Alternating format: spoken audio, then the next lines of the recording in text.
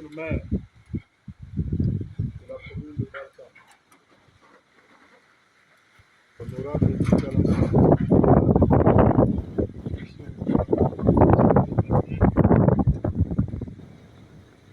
mesdames et messieurs les responsables administratifs, autorités politiques, Sa Majesté, le chef du village Balaken, la notabilité, l'élite intérieure et extérieure, mesdames et messieurs, chère population du village mentionné. C'est un agréable plaisir pour moi de se retrouver parmi vous en cette fin de matinée dans le cadre de notre prise de contact dans le chefferie de troisième degré du document bâti. Avant toute chose, mesdames et messieurs, permettez-moi de présenter nos excuses pour le retard observé et d'une part, et de vous dire sincèrement merci et surtout à Sa Majesté au comité d'organisation pour la qualité d'accueil à nous réserver et pour les mots très aimables que Majesté vient de prononcer à notre endroit et à notre suite. Comme cela a été repris par le chef tout à l'heure, et moi aussi d'ailleurs, nous sommes dans le cadre d'une rencontre de prise de contact. Cela sous-entend qu'auparavant, nous avions une connaissance de l'un envers l'autre. Et il nous a semblé important et nécessaire de descendre pour venir à la rencontre des populations par village et chacune de ces populations autour de leur chef. Cette rencontre, à notre sens, doit nous permettre à l'avenir de mieux aborder les préoccupations qui sont celles du village Balanké, en particulier, et de l'arrondissement de Bacham en général. Certainement, il y a eu des couacs, parce que cette journée devrait se tenir il y a cela quelque temps, mais il y avait des malentendus entre nous, et c'est un chef et c'est un responsable de la société. Mais ces malentendus ont trouvé l'issue favorable. C'est la raison pour laquelle on se retrouve dans le village du groupement Bacham depuis hier. Pour cela, je voudrais dire sincèrement merci à Sa Majesté le chef supérieur du groupement Bacham qui nous a accordé son accompagnement, même si cet accompagnement n'est pas matérialisé ici présent. Comme vous le savez, nous sommes nouvellement nommés à la tête de l'arrondissement de Bacham. C'est vrai que je suis un vieux nouveau, parce que nous sommes en train de tendre à 2 ans dans votre présence dans l'arrondissement. Mais qu'à cela ne tienne, pour la bonne maîtrise de l'unité à notre charge, et même des différents chefs dans la localité, il nous a semblé important de centre. Notre souci premier, c'est de se rapprocher davantage de population, c'est de diminuer les creusets, les distances qui existent entre les populations et l'administration. Et rappeler, d'une part, aux différents collaborateurs du commandement traditionnel, quelle est la nécessité à nous d'avoir une bonne collaboration d'une part, et de rappeler, d'autre part, aux différentes populations que la présence des autorités dans l'arrondissement de Bacham n'a de sens que de par leur existence. Ceci dit, si ces populations n'avaient pas été là, l'État central n'aurait pas envoyé ses représentants pour accompagner, administrer et voire même encadrer les populations dans cette importante unité administrative. Donc, le message est clair. Nous aimerions avoir autour de nous tous les villages, toutes les populations, tous les chefs, pour qu'ensemble nous fassions face à nos challenges. D'ailleurs, dans les propos du chef tout à l'heure, on a appris certains de ces challenges qui ont été présentés. Vous comprenez avec nous que chaque localité ayant ses spécificités. Depuis hier, les villages qu'on a parcourus et même le premier village de ce matin, un problème, des préoccupations devient récurrente qui relève de l'insécurité et voire même de la consommation de stupéfiants de la part de la jeunesse et même des personnes âgées. Non pas seulement la consommation, mais aussi la production. C'est pour dire que dans le secteur, je veux dire dans le secteur subventionné qu'on a parcouru hier, ce aujourd'hui, ce problème revient avec activité. Donc, ça nous met la puce à l'oreille qu'à l'avenir, dans les champs de bataille sur lesquels nous serons appelés à se présenter, c'est l'insécurité liée à la consommation de stupéfiants et même la culture de l'investissement. Nous n'avons pas une baguette magique, ou bien nous ne sommes pas des magiciens. Nous comptons sur les populations du village, sur le chef et ses notables pour faire face à ces difficultés. Si nous n'avons pas une collaboration sereine, sincère, il sera difficile. Et ça risque d'être des vains mots que nous sommes en train de prononcer ici, que ce soit pour le chef et même pour le sous-préfet. Donc nous croyons que nous devons tenir le taureau par les cornes pour voir comment faire. Bien évidemment, d'autres préoccupations qui ont été mentionnées par le chef relèvent des compétences exclusives.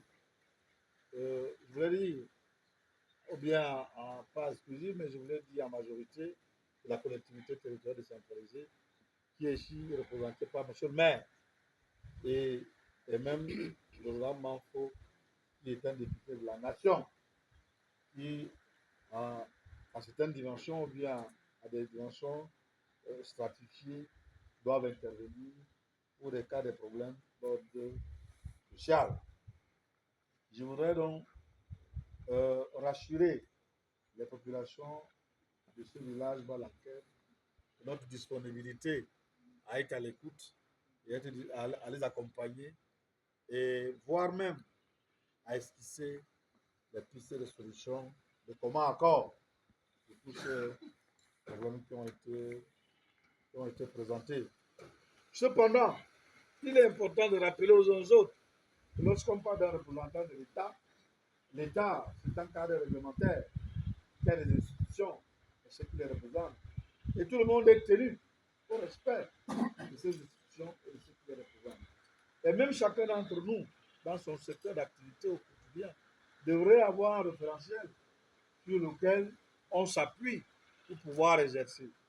Donc, ça ne saurait être une navigation à vue ou bien un champ où tout le monde monte le temps. On a appelé la cour du roi plutôt. Non, il est important pour le chef de village de se référer au texte réglementaire qui régit la chefferie traditionnelle. Quelles sont les missions d'un chef vis-à-vis de la population sur le plan coutumier? Quelles sont les missions d'un chef vis-à-vis de sa hiérarchie et le sous-préfet? D'ailleurs, nous prescrivons depuis notre tournée que les chefs nous produisent des rapports de la situation du village au moins tous les 3 mois pour en savoir davantage. Parce que nous ne pourrons pas évoluer en vase clos. Et si jamais ce sera le cas, il nous sera difficile d'être au même niveau d'information pour avoir une intervention assez efficace et efficiente. Donc, vraiment, je ne voudrais pas me piloguer, aller dans tous les aspects. Parce que s'il faut aller dans cet exercice, ça sera un peu fastidieux.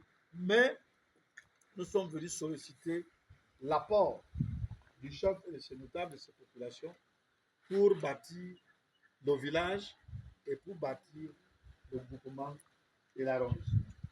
Ça se fait en travail d'équipe. Ça se fait ensemble. Chaque maillon de cette chaîne doit jouer son rôle. Et c'est capital.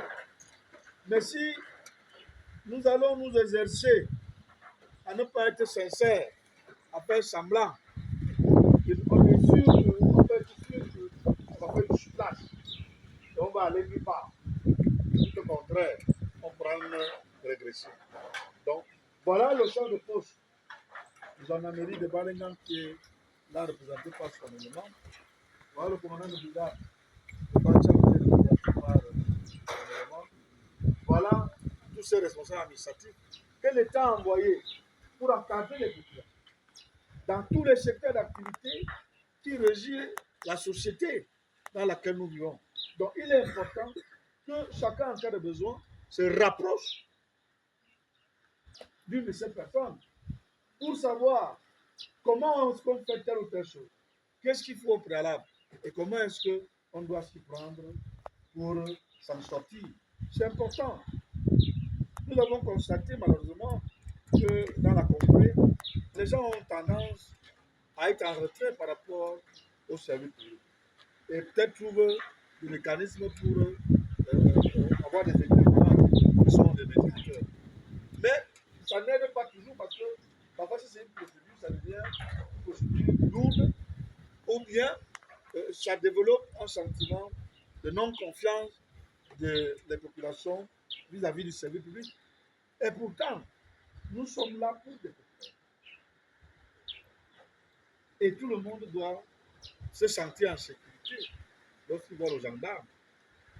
L'autre, tout malade, lorsqu'il voit le service de santé, doit avoir un esprit qu'il peut avoir une solution. Hein? Donc, on a un problème de cas d'identité nationale. On va se rapprocher du commissaire spécial. On doit avoir une réponse satisfaisante.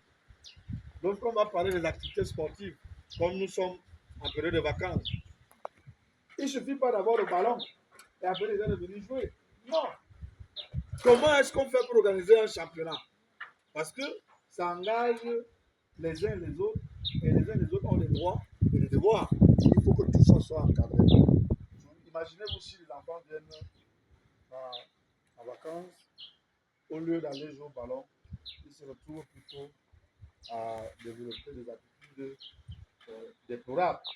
À la rentrée scolaire, ça ne sera pas ce qu'on attendait.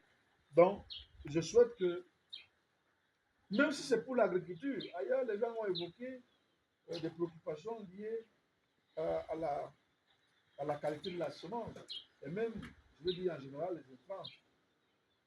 Mais lorsque Mme Noléry a eu à prendre la parole, on a compris que la majorité de ces cultivateurs ou cultivatrices n'ont pas pris la peine de se rapprocher du chef de poste agricole pour savoir qu'est-ce qu'il y a lieu de faire, qu'est-ce que le gouvernement a pris comme mesure, qu'est-ce qui va marcher, qu'est-ce que c'est.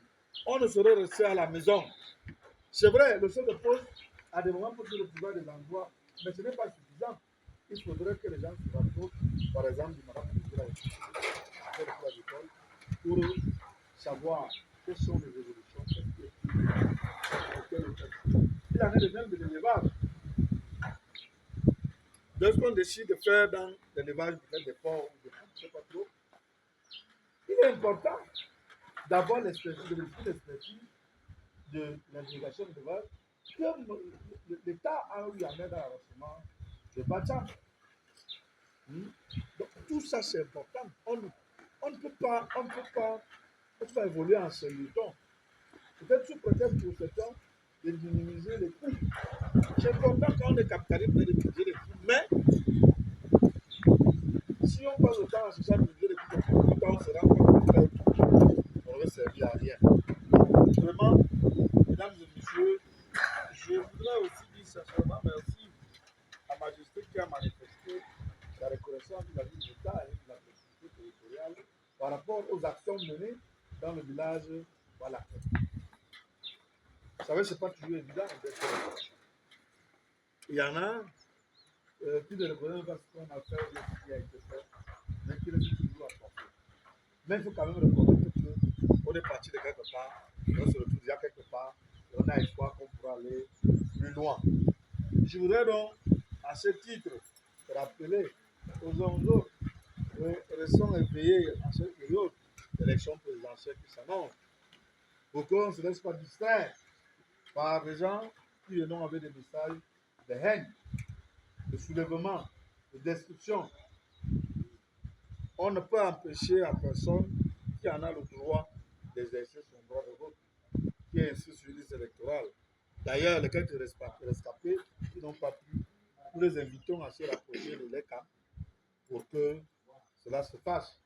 Et qu'au moment venu, ils puissent avoir leur carte électeur pour aller exprimer leur droit de vote à toute liberté. Cependant, n'allons pas faire des fantaisies. Il faut avoir en esprit que le choix que nous faisons, ou bien on va faire en octobre, engage tous les Camerounais, la vie de tous les Camerounais pendant 7 ans. Ce n'est pas qu'on va s'amuser, ou bien on va faire semblant, ou bien on va faire à peu près.